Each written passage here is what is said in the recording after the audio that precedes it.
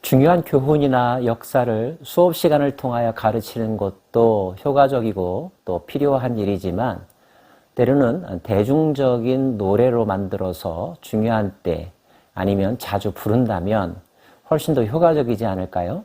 시편에는 그런 역사적 교훈시가 있답니다. 시편 136편은 78편, 105편, 106편과 더불어서 역사시로 알려져 있는데요. 창조주 하나님과 이스라엘 역사 가운데 행하신 그분의 일들을 노래하고 있습니다. 이 시편을 절길 때마다 함께 낭송하면서 하나님이 그들에게 무엇을 행하셨는지, 그들이 잊지 말아야 될 것들이 무엇인지를 잘 소개해 주고 있는데요. 함께 낭송하다 보면 그 하나님이 바로 나의 하나님, 우리의 하나님이라고 하는 깨달음에 이르게 된답니다.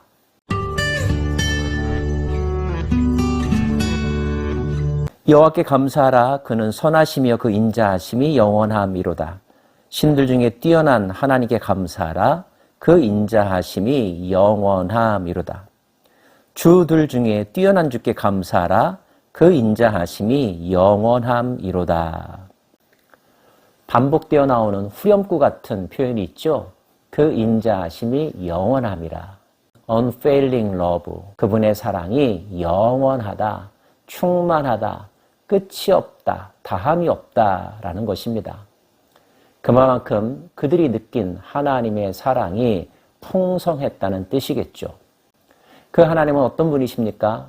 모든 신들 위에 뛰어난 분이십니다. 홀로 한 분이십니다. 스스로 존재하는 분이십니다. 그 어느 것에 의하여서도 조종당하지 아니하고 스스로 존재하시며 주도적으로 일하시는 분, 만왕의 왕, 그 하나님을 노래하고 있습니다.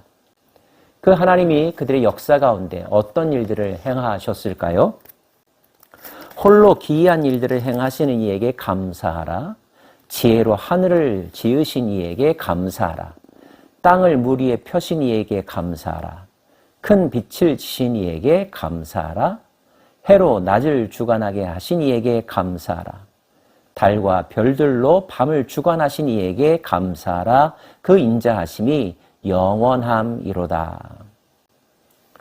성경은 이 세상이 우연히 만들어진 것이 아니라 하나님의 계획에 의하여 그분의 전능하신 솜씨에 의하여 창조되었다고 소개하고 있습니다. 창세기 1장은 말씀이 계셨고 그 말씀에 따라 빛이 만들어지고 낮과 어둠이 만들어지고 바다와 육지가 만들어지고 마지막에 인간이 창조된 신비한 역사를 소개하고 있습니다. 그 창세기 1장의 내용에 따라 하나님의 선하심과 인자하심을 노래하고 있는 것이 9절까지의 내용입니다. 특별히 인간은 하나님의 형상을 따라 신묘하게 하나님께서 손수 빚으셨죠. 그 코에 생기를 불어넣어 주셔서 영적인 생명체가 되었습니다. 뿐만 아니라 하나님이 지으신 이 아름다운 세계를 경영하고 다스릴 수 있는 특권을 부여받았습니다. 얼마나 존귀한 자인지요. 하나님이 보시기에 아름답다고 했습니다. 하나님께서 그 손바닥에 새기시고 영원히 함께 하시겠다고 말씀하신 존재, 그 존재가 바로 인간이며 저와 여러분입니다. 우리가 짐승으로 태어나지 않았다는 사실이 얼마나 감사할까요? 영적인 존재로 지음받았다는 거 너무나 놀라운 특권이고 감사한 일 아니겠습니까? 그 특권에 걸맞는 삶을 살아가는 저와 여러분 되기를 원합니다. 애굽의 장자를 치신 이에게 감사하라. 그 인자하심이 영원함이로다. 이스라엘을 그들 중에 인도하여 내신 이에게 감사하라. 강한 손과 펴신 팔로 인도하여 내신 이에게 감사하라. 홍해를 가르신 이에게 감사하라. 이스라엘 그 가운데로 통과하게 하신 이에게 감사하라. 바로와 그의 군대를 홍해 앞에 엎드려신 이에게 감사하라. 그의 백성을 인도하여 광야를 통과하게 하신 이에게 감사하라. 애굽에서 노예 생활할 수밖에 없었던 그들에게 일꾼을 보내셔서 그들을 깨어나게 하셨고 그 땅에서 벗어나고자 하는 자유의지를 심어주셨습니다.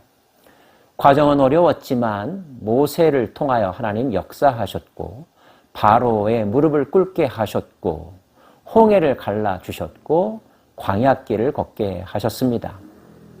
순간순간 힘든 일들이 있었지만 결과적으로 보면 그들의 생명 상하지 않았습니다.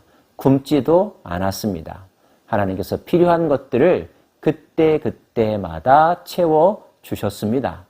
결국 그들은 홈리스의 삶에서, 레퓨지의 삶에서 레지던스의 삶으로 신분이 변하게 되었습니다. 꿈 같은 일이 발생한 거죠. 이스라엘 역사를 아는 사람이라면 그들의 지도자 모세도 감사해야 되겠지만 모세를 보내신 하나님 결코 잊을 수 없겠죠?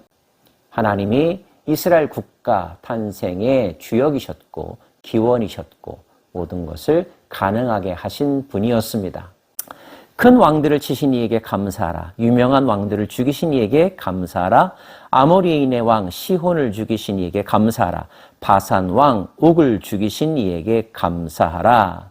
그들의 땅을 기업으로 주신 이에게 감사하라. 그 인자하심이 영원함이로다.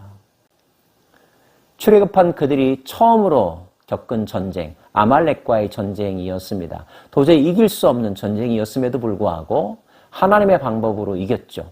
모세가 산에서 높이 손을 들고 기도할 때 전쟁에서 승리하게 되었습니다.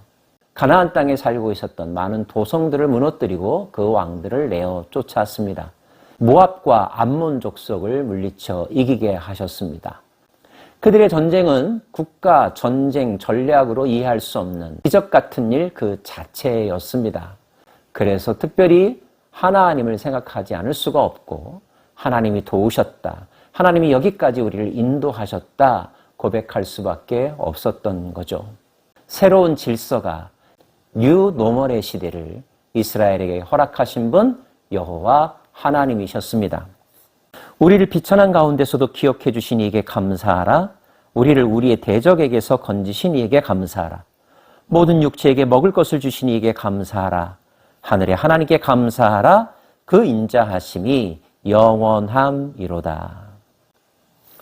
과거와 현재를 비교해 보십시오. 거지 같았습니다. 지렁이만도 못했습니다. 어둠 가운데에서 헤매이는 방랑자에 지나지 않았습니다. 그런 이스라엘이 안정을 찾았습니다. 태평성대를 이어갔습니다. 전성기를 구가했습니다. 주변 나라들로부터 조공을 받는 상황에까지 이르게 되었습니다. 엄청난 변화가 일어난 거죠. 우리들의 삶도 그러합니다. Before Christ의 삶을 생각해 보십시오. 그때 여러분은 어디에 있었습니까? 무엇을 생각하면서 살았습니까? 아노 도미노, 예수 안에서의 삶을 생각해 보십시오. 평안이 찾아왔습니다. 기쁨이 생겼습니다. 긍정적인 사고, 무너진 관계들이 다시 회복되었습니다. 소망을 갖게 되었습니다. 도전할 수 있는 의지와 능력도 갖추게 되었습니다. 삶이 180도로 바뀌었습니다. 하나님이 베풀어 주신 은혜입니다. 우리의 삶은 여기서 그칠 수 없습니다. 계속하여 하나님이 우리에게 주신 구원의 완성을 향하여 나아가야 합니다. 우리의 방향은 정해졌습니다. 하나님께서 표대를 우리에게 보여주셨습니다. 그곳에 예수 그리스도의 온전함이 있습니다. 그리스도의 장성한 분량에 이르는 삶을 위해서 우리에게 주어진 시간들을 잘 사용하며 살아갈 것입니다. 힘들 때, 주저앉고 싶을 때 하나님의 이름을 부를 것입니다. 하나님께서 도와주실 것이고 궁극적으로 끝내는 그 목표 지점에 이르게 하실 것입니다. 이런 소망을 가지고 예수 그리스도의 능력과 하나님께서 그를 통하여 베풀어 주신 은혜를 노래하는 삶, 역사 속에서 이스라엘 백성들이 이 시편을 낭송하면서 마음에 품었던 생각이었고 꿈꾸었던 미래였습니다. 한편으로는 어제를 기억하며 감사와 찬양을 올려드리고 다른 한편으로는 미래를 생각하면서 하나님께서 베풀어 주실 은혜를 소망하십시다. 우리에게 주어진 오늘이라고 하는 이 시간을 낭비하지 않기를 원하고 헛되이 사용하지 않기를 원합니다. 주님과 동행하면서 주께서 공급하시는 그날그날의 은혜를 잘 사용한다면 우리는 어느 틈엔가 그 목표 지점에 도달해 있을 것입니다. 그때 우리도 이스라엘 백성들처럼 노래할 것입니다. 하나님의 선하심과 인자하심이 나에게 영원했다고요. 시편 23편처럼 내가 여호와의 집에 영원히 머물 것이라고요. 그런 삶의 주인공 되기를 간절히 소망합니다. 축복합니다.